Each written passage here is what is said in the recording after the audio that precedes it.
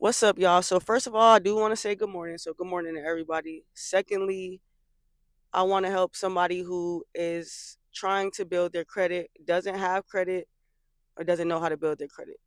So, I would suggest that you get a Capital One because Capital One, 9 times out of 10, approves everybody.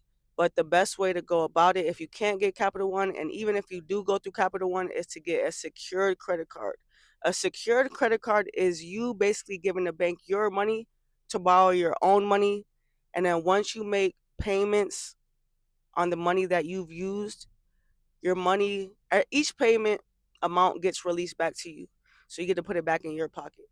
So basically, you're letting the bank borrow your money and then you borrow the money from them. And then once you make those payments, you get your money back. So say you start off with $200. You spend $50 a month for 4 months, which I would suggest you do it like that instead of spending the whole 200 out in one walk. Spend the $200, spread it out between 4 months. Don't make the minimum payment. Make the $50 payment, right? Once you make that $50 payment, you'll get $50 back to you. Once you make the $50 payment, right? So say you got a $200 balance of credit. You spend $50, you pay back $50, right? Your balance goes back to $200 in credit that you'll be able to use, but that $50 payment that you made will be released to you to put back in your pocket, right? So then once you do that for 4 months, you'll get your $200 back, still have that $200 line of credit.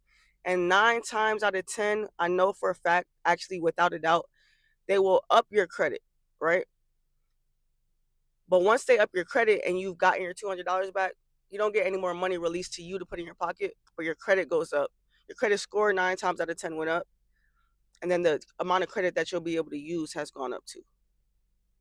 So it's just a safer way to build your credit. And so that way you won't max out on a credit card. You only be able to use what you put in for like the first 6 months.